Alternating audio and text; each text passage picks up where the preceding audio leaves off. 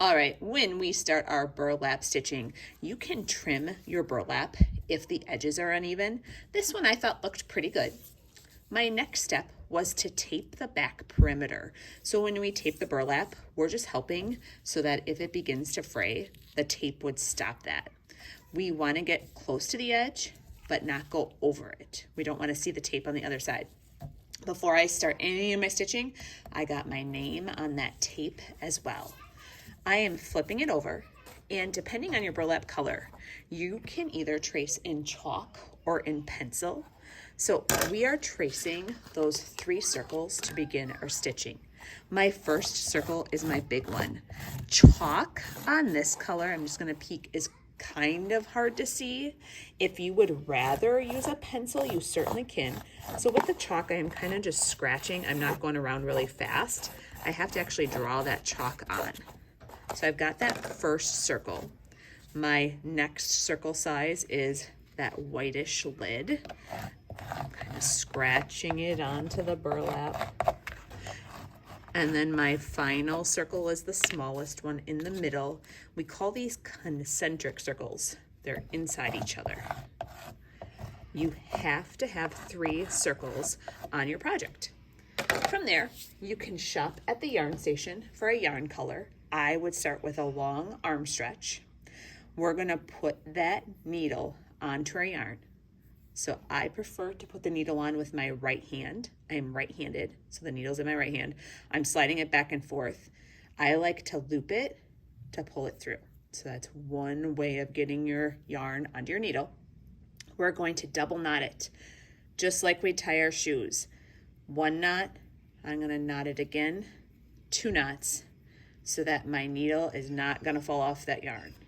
From there, I like to call this burlap my pool. So when I begin stitching, I always start under the water on the back side of the burlap. My needle's poking through, and I'm gonna pull and pull and pull until I get a tiny tail on the back, and I want all my tape on that back side. I'm gonna try to get in the habit of taping right on top of the tape. That way it'll make my stitching easier. I won't ever have to poke through the tape. From here, you have to show the running stitch, back stitch, and cross stitch on your weaving. You get to decide where those stitches go. I'm going to start with my running stitch. So right now, I'm diving down and pulling. I'm going to leave a space. My needle's on the back side, and I'm coming up and pulling. That running stitch is a pattern of down, pull, up, pull. So it's gonna look like a weaving, up and down, up and down. You might remember that there is a hack, a trick for the running stitch. You can take your needle and you can weave with it down and up, down and up, down and up. And then you can pull your yarn through. There goes my weaving, pull through, and you get an awesome running stitch. So I am not gonna finish that. I'm going to poke down to the back side and show you how to do the back stitch. At this point, when you make your way all the way around the circle, you can choose to keep going with that same color, or you can choose to switch colors. Switching colors means you'd have to cut your needle off, tape your tail, and get a new color. So for this next stitch, I'm just going to stick with black. I'm going to jump down to the next circle, and I'm going to poke my needle up. I'm going to pull. And I'm going to pull till I can't pull anymore. And then I'm going to show you the back stitch. The back stitch looks like the running stitch. I dive down, and I pull.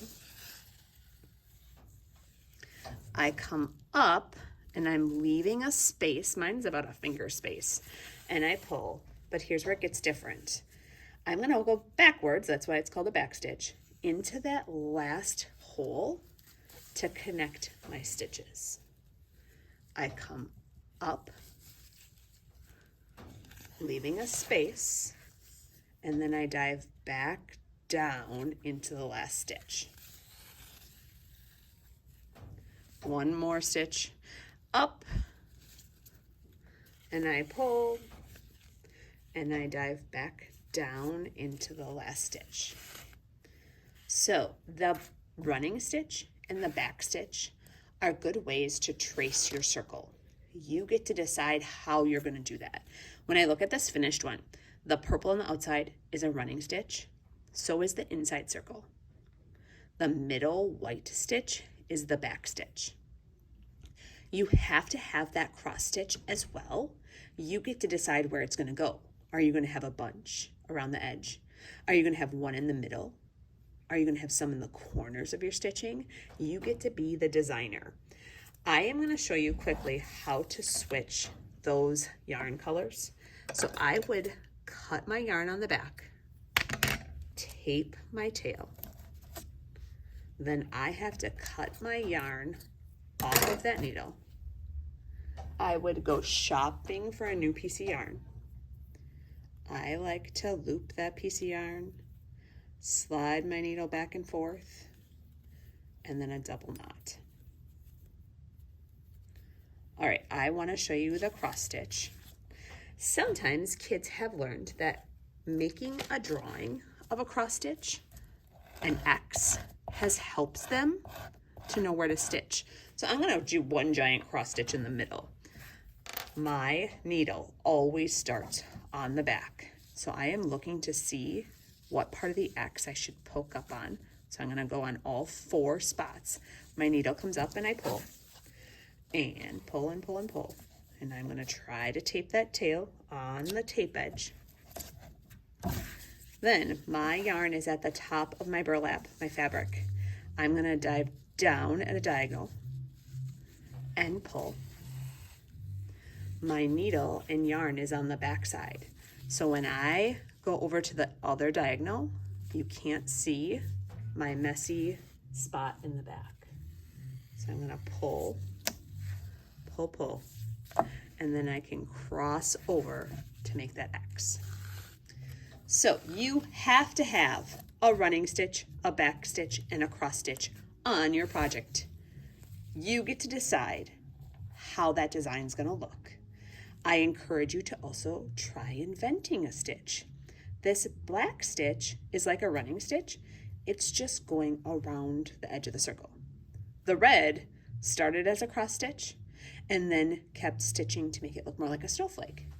You get to decide. You'll see lots of examples on the board for your circular stitching.